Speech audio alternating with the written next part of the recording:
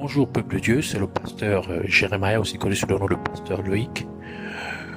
Nous voulons écouter la parole de Dieu pour la semaine, mais avant tout nous allons commencer par une parole de prière.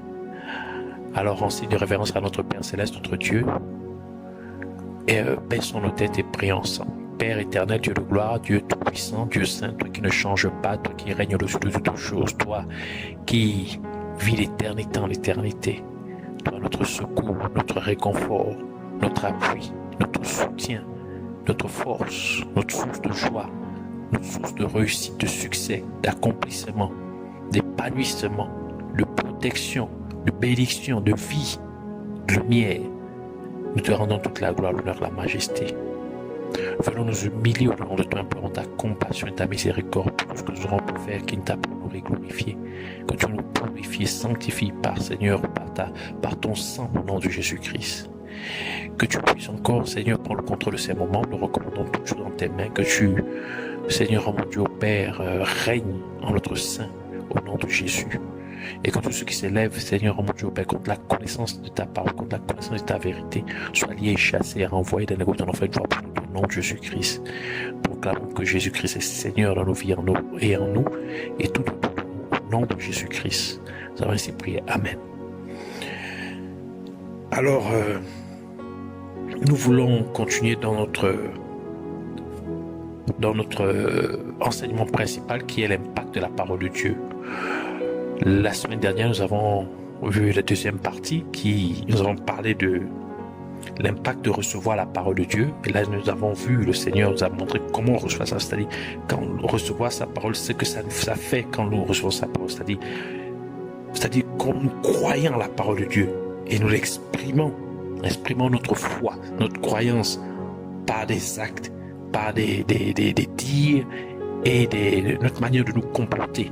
Donc, elle doit manifester vraiment que nous croyons en cette parole. C'est-à-dire, donc, lorsque nous recevons la parole de Dieu, c'est-à-dire lorsque nous croyons la parole de Dieu, elle nous donne le pouvoir, donc la capacité, l'habilité de pouvoir, de devenir, c'est-à-dire de porter les traits de Dieu, les caractéristiques de Dieu, c'est-à-dire qu'elle nous donne la capacité de devenir enfant de Dieu. Donc, comme un enfant ressemble à ses parents, donc elle nous amène à ressembler à Dieu lui-même. Donc ainsi on peut manifester la puissance de Dieu, manifester amener les faits miraculeux à se manifester dans la dimension physique. Et nous avons aussi vu comment Dieu a élevé son nom au-dessus et a élevé sa parole au-dessus de ses noms. C'est-à-dire qu'il a élevé sa parole au-dessus de toute réputation qu'il a pu avoir, toute sa renommée, toutes les expériences que les gens ont pu avoir avec lui. Car c'est au travers de ces expériences que les gens, la majeure partie de ces noms proviennent, parce que les gens lui ont donné des noms. Par exemple, lorsque vous faites face à une situation de maladie, vous invoquez le nom de Dieu, c'est-à-dire le nom de Jéhovah Rapha, c'est-à-dire le Dieu qui nous guérit lui-même. Il a dit, je suis l'Éternel qui vous guérit, le Dieu qui nous guérit. Alors nous invoquons, parce que lorsque nous invoquons un nom, nous faisons en fait appel à cette manifestation, à la signification cachée derrière ce nom, à celui qui porte ce nom aussi. Donc nous invoquons cette manifestation de Dieu. Et la parole de Dieu dit, quiconque fera appel au nom du Seigneur ne sera point déçu. Alors aujourd'hui, nous voulons parler de la parole de Dieu comme perçante jusqu'à diviser l'âme et l'esprit. La parole de Dieu comme perçante jusqu'à diviser l'âme et l'esprit. Nous allons prendre notre lecture dans le livre de Hébreux chapitre 4 verset 12. Alors je lis la parole de Dieu dans le livre de Hébreux chapitre 4 verset 12 au nom de Jésus-Christ. Car la parole de Dieu est vivante et opérante, et plus pénétrante qu'aucune épée à deux tranchants, et atteignant jusqu'à la division de l'âme et de l'esprit, des jointures et des moelles, et elle discerne les pensées et les intentions du cœur. Que le Seigneur bénisse sa parole, qu'elle vienne pleine de gloire, de grâce, de révélation, de faveur, de vie et de bénédiction au nom de Jésus-Christ. Amen. Alors, il y a un impact majeur que la parole de Dieu a sur chaque être humain qui l'écoute ou la médite constamment. Cet impact est qu'elle sépare l'âme de la personne, de l'esprit de cette personne donnée. Car c'est une étape cruciale dans la maturité du croyant, afin que le croyant soit dans une véritable relation intime, une relation d'intimité avec Dieu, une relation profonde avec Dieu. Car l'âme de l'être humain est le siège de toutes les émotions et sentiments qui sont plus liés à la dimension physique, telle que l'âme peut avoir faim ou soif.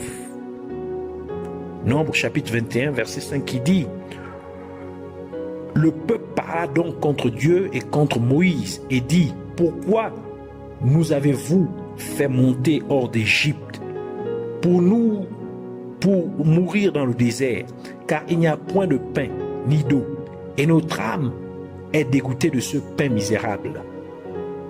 Proverbe 25, chapitre 25, verset 25 qui dit: les bonnes nouvelles d'un pays éloigné sont de l'eau fraîche pour une âme altérée. L'âme peut être aussi découragée ou troublée. Psaume 43, verset 5 qui dit: pourquoi t'abattu, mon âme? Pourquoi frémis-tu en moi? Attends-toi à Dieu, car je le louerai encore. Il est mon salut et mon Dieu. L'âme peut être amenée à désirer le mal ou à désirer faire du mal. Proverbe 21, verset 10 qui dit: l'âme du méchant souhaite le mal, c'est-à-dire désire le mal, et son prochain ne trouve point grâce devant lui. L'âme peut pleurer. Jérémie chapitre 13, verset 17 qui dit: si vous n'écoutez point ceci, mon âme pleurera en secret à cause de votre orgueil. Mon œil pleurera et se fondra en larmes, parce que le troupeau de l'Éternel sera emmené captif. L'âme peut être insatisfaite, triste. Jérémie chapitre 31, verset 25 qui dit: car j'ai rassasié l'âme lassée et j'ai rempli toute âme languissante. Et ainsi de suite. Donc l'âme peut manifester plusieurs aspects, et ces aspects sont plus attachés à la dimension physique. Tout cela prouve que l'âme de l'être humain peut être facilement affectée négativement parce qu'elle est tellement liée à la dimension physique. Et c'est ainsi que Satan a réussi à faire tomber Ève dans le péché, en la tentant sur la base de ses appétits par rapport à la dimension physique. Genèse chapitre 3, verset 1 à 6 qui dit: or le serpent était le plus fin de tous les animaux des champs que l'Éternel Dieu avait fait. Et il dit à la femme: quoi? Dieu aurait dit: vous ne mangerez point de tout arbre du jardin? Et la femme répondit au serpent: nous mangeons du fruit des arbres du jardin, mais quant au fruit de l'arbre qui est au milieu du jardin, Dieu a dit: vous n'en mangerez point, vous n'y toucherez point, de peur que vous ne mouriez. Alors le serpent dit à la femme: vous ne mourrez pour nullement, mais Dieu sait qu'au jour où vous en mangerez, vos yeux s'ouvriront et vous serez comme des dieux, connaissant le bien et le mal. Et la femme vit que le fruit de l'arbre était bon à manger et qu'il était agréable à la vue, et que l'arbre était désirable pour devenir intelligent. Et elle prit son fruit et en mangea, et en donna aussi à son mari auprès d'elle, et il en mangea.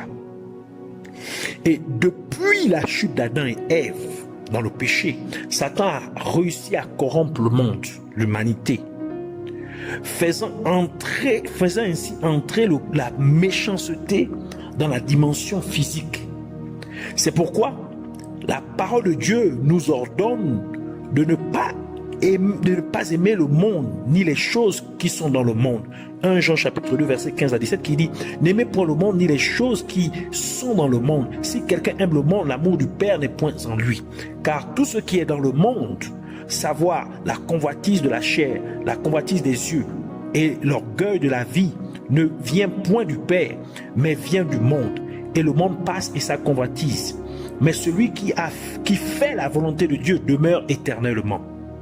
Par conséquent, parce que l'âme de l'être humain est liée à la dimension, est plus liée à la dimension physique et peut donc être facilement affectée négativement, il est donc important que la personne qui veut avoir une relation plus profonde, plus intime avec Dieu ait son âme séparée de son esprit. Car Dieu appartient à la dimension spirituelle parce que Dieu est esprit. Et c'est donc avec son esprit qu'une personne peut vraiment entrer dans une communion appropriée avec Dieu. Comme Jésus-Christ l'a déclaré, Jean chapitre 4 verset 24 qui dit « Dieu est esprit et il faut que ceux qui l'adorent en esprit et en vérité. » Et comme nous l'avons lu dans le livre d'Hébreux chapitre 4 verset 12, c'est-à-dire le texte principal à partir de cet enseignement, c'est la parole de Dieu que notre âme, c'est par la parole de Dieu que notre âme se sépare de notre esprit. Lorsque nous passons beaucoup de temps à l'écouter ou à méditer à méditer la parole de Dieu, cette parole même de Dieu sanctifierait ainsi notre esprit. C'est-à-dire, elle va mettre notre esprit à part par le biais de la vérité, car la parole de Dieu est vérité. Et parce que sanctifier signifie mettre à part, c'est pourquoi Jésus-Christ a demandé à Dieu, le Père, ce qui suit. Jean chapitre 17, verset 17, « Sanctifie-les par ta vérité. Ta parole est la vérité. » Ainsi, en passant suffisamment de temps à écouter ou à méditer la parole de Dieu, cette même parole de Dieu nous amènerait à devenir un être plus spirituel, car nous désirions de plus en plus les choses spirituelles venant de Dieu. Et ainsi, nous serions libérés des mensonges de Satan et du royaume des ténèbres. Par conséquent, nous ne serions plus attachés aux choses de ce monde. Ainsi, étant ainsi rendus libres pour servir Dieu, sachant maintenant le vrai sens de notre existence. Et c'est pourquoi Jésus-Christ a dit dans Jean chapitre 8, verset 32, « Vous connaîtrez la vérité, et la vérité vous affranchira. »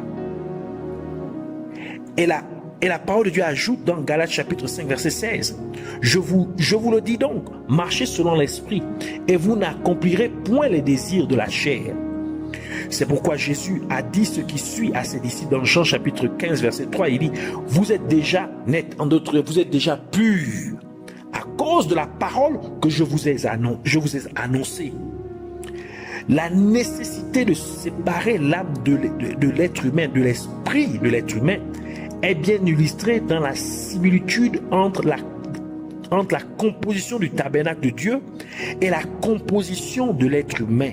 Car l'être humain est composé de trois parties principales qui sont le corps, l'âme et l'esprit, tel que décrit dans la parole de Dieu dans 1 Thessaloniciens chapitre 5 verset 23 qui dit « Le Dieu de paix veut vous sanctifier lui-même parfaitement et que tout ce qui est en vous, l'esprit, l'âme et le corps, soit conservé irrépréhensible pour l'avènement de notre Seigneur Jésus-Christ. » Et de même, le tabernacle de Dieu est également constitué de trois parties principales qui sont la cour extérieure, la cour intérieure, également connue sous le nom de lieu saint du tabernacle, et le saint des saints, connu comme le lieu très saint du tabernacle. Ézéchiel chapitre 44 verset 19 qui dit « Mais quand ils sortiront au parvis extérieur vers le peuple, ils quitteront leurs vêtements de service, les déposeront dans les chambres saintes et se revêtiront d'autres vêtements. » On peut rater là. Hébreux chapitre 9 verset 2 à 7 qui dit « Car quand le tabernacle fut dressé, il y avait dans la première partie le chandelier, la table et les pains de proposition. Et cette partie s'appelait le lieu saint.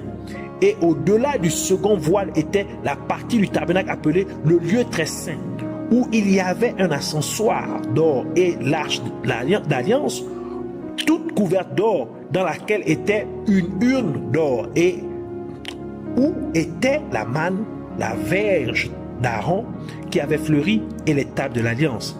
Et sur cette arche étaient les chérubins de la gloire qui couvraient le propitiatoire, de quoi il n'est pas besoin de parler présentement en détail. Or, ces choses étaient ainsi disposées. Les sacrificateurs entrent bien tous les jours dans la première partie du tabernacle pour y faire le service. Mais le seul souverain sacrificateur entre dans la seconde partie une fois l'année, non sans y apporter du sang qui offre pour ses péchés et les péchés du peuple. Ainsi, comme on peut le voir, l'être humain et le tabernacle de Dieu sont chacun composés de trois parties principales. C'est-à-dire que Dieu avait prédisposé l'être humain à être sa demeure. D'où la parole de Dieu dit que nous sommes le temple de Dieu dans 1 Corinthiens chapitre 3 verset 16 qui dit « Ne savez-vous pas que vous êtes le temple de Dieu et que l'Esprit de Dieu habite en vous ?» Et c'est aussi la raison pour laquelle Dieu nous a fait devenir ses prêtres ou sacrificateurs, comme indiqué dans sa parole dans Apocalypse chapitre 1 verset 6 qui dit « À celui qui nous a aimés et qui nous a lavés de nos péchés par son sang et qui nous a fait rois et sacrificateurs de Dieu son Père, à lui soit la gloire et la force au siècle des siècles. Amen. » En tant que temple de Dieu, notre corps représente la cour extérieure, car c'est avec notre corps que nous interagissons avec les gens qui nous entourent. De même que le prêtre ne pouvait voir les gens que lorsqu'il était dans la cour extérieure. Notre âme représente la cour intérieure, également connue comme le lieu saint du tabernacle. Et notre esprit représente le Saint des Saints, également connu comme le lieu très saint, car c'est là où Dieu manifestait sa présence pour parler avec Moïse. Et c'est pourquoi Jésus a dit que Dieu est esprit et que ceux qui l'adorent doivent l'adorer en esprit et en vérité, comme nous l'avons lu dans le livre de Jean, chapitre 4, verset 24. Mais dans le tabernacle de Dieu, il y avait une séparation entre le lieu saint et le saint des saints. Et c'était un voile qui séparait les deux lieux. Exode chapitre 26, verset 31 à 33 qui dit « Et tu feras un voile de pourpre, d'écarlate, de cramoisi et de fin lin retors. On le fera en ouvrage d'art avec des chérubins et tu le mettras sur 4 colonnes de bois de sittim couvertes d'or. Leurs clous seront en or. Elles reposeront sur 4 soubassements d'argent. Et tu mettras le voile sous les crochets des tentures. Et là, en dedans du voile, tu feras entrer l'arche du témoignage et le voile séparera pour vous le lieu saint d'avec le lieu très saint.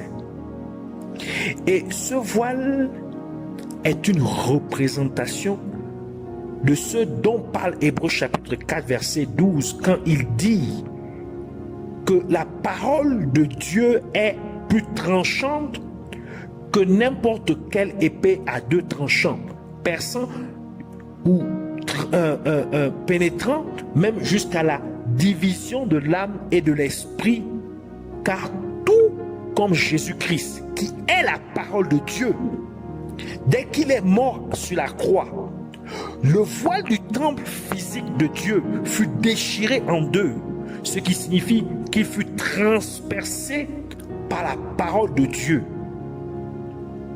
qu'est Jésus-Christ. Matthieu chapitre 27 verset 50 à 51 qui dit « Et Jésus ayant encore crié à haute voix, rendit l'esprit, c'est-à-dire il mourut physiquement. En même temps, le voile du temple se déchira en deux, depuis le haut jusqu'en bas. La terre trembla, des rochers se fendirent. Ainsi, le déchirement du voile du temple en deux implique que nous avons maintenant accès au sein des saints, donc au lieu très saint, où Dieu est, car nous avons maintenant été séparés de toutes nos tendances mondaines, donc notre nature pécheresse, nature humaine corrompue, grâce à notre écoute ou méditation intensive de la parole de Dieu, pour que nous puissions maintenant nous conformer à cette parole de Dieu. D'où le livre d'Hébreux dit dans Hébreux chapitre 10 verset 19 à 23 qui dit: puis donc, mes frères, que nous avons par le sang de Jésus la liberté d'entrer dans les lieux saints par le chemin nouveau qui mène à la vie, lequel il nous a frayé à travers le voile qui est sa propre chair. Et puisque nous avons un grand sacrificateur établi sur la maison de Dieu, approchons-nous de lui avec un cœur sincère, avec une confiance pleine et parfaite, ayant les cœurs purifiés des souillures d'une mauvaise conscience et le cœur lavé d'une eau pure, retenant constamment la profession de notre espérance sans varier, car celui qui a fait les promesses est fidèle. Par conséquent, Jésus-Christ nous a donné accès au sein des saints, ce qui signifie qu'il nous a donné accès à la présence de Dieu le Père en crucifiant sa chair, c'est-à-dire en crucifiant son corps sur la croix. Et cela a provoqué la déchirure en deux du voile dans le temple de Dieu. Cela implique donc que lorsque la parole de Dieu, c'est-à-dire lorsque Jésus-Christ, puisqu'il est la parole de Dieu, fait une séparation entre notre âme et notre esprit, nous crucifions en fait notre chair, ce qui signifie que nous crucifions notre nature humaine corrompue, d'où le livre de Colossiens chapitre 3 verset 5 dit: faites donc mourir ce qui compose en vous l'homme terrestre, c'est-à-dire notre nature humaine corrompue, donc notre chair, c'est de la fornication, la souillure, les passions, les mauvaises convoitises et l'avarice, qui est une autre idolâtrie. Et encore une fois, la parole de Dieu ajoute dans Galates chapitre 5 verset 24 qui dit: or ceux qui sont à Jésus-Christ ont crucifié la chair avec ses passions et ses convoitises. En effet, nous sommes sanctifiés et purifiés par le nettoyage de l'eau par la parole de Dieu, comme l'a déclaré l'apôtre Paul dans Éphésiens chapitre 5 verset 26 à 27 qui dit: afin qu'il la sanctifia après l'avoir nettoyée en la lavant d'eau et par sa parole, pour la faire paraître devant lui une église glorieuse, n'ayant ni tache, ni ride, ni rien de semblable, mais étant sainte et irrépréhensible. Maintenant, notre esprit est renouvelé par la parole de Dieu. Donc, nous pouvons maintenant connaître la volonté de Dieu le Père, même l'accomplir, car nous sommes maintenant en sa présence dans le sein des saints, tout comme Moïse recevait les instructions de Dieu dans le sein des saints et put ensuite les mettre en pratique. Ainsi la parole de Dieu dit dans Romains chapitre 12 verset 1 à 2 qui dit: je vous exhorte donc mes frères par les compassions de Dieu, que vous offriez vos corps en sacrifice vivant, saint et agréable à Dieu, ce qui est votre service raisonnable. Et ne vous conformez point au siècle présent, mais soyez transformés par le renouvellement de votre esprit, afin que vous éprouviez que la volonté de Dieu est bonne, agréable et parfaite. Et à la suite de tout cela, nous sommes maintenant en mesure d'accomplir le tout premier et le plus important commandement de Dieu, comme décrit dans le livre de Matthieu chapitre 22 versets 37 à 38 qui dit: Jésus lui dit: tu aimeras le Seigneur ton Dieu de tout ton cœur, de toute ton âme et de toute ta pensée.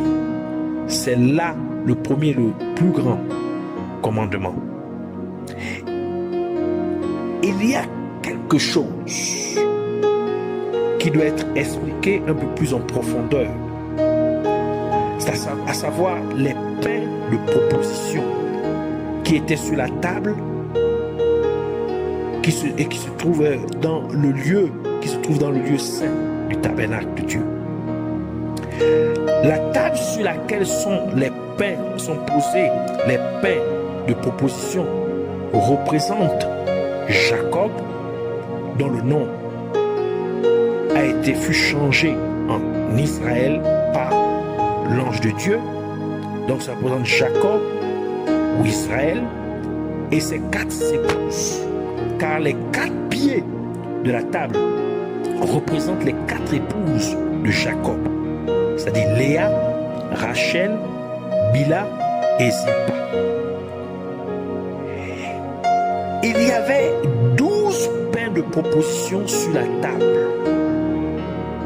qui représentent, ces 12 pains de proposition représentent les 12 fils de Jacob qu'il eut avec ses 4 femmes.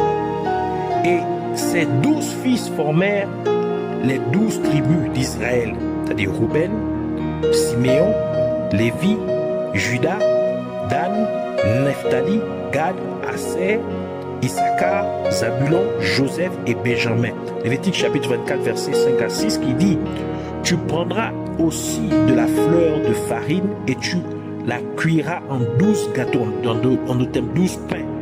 Version 10, 12 pains.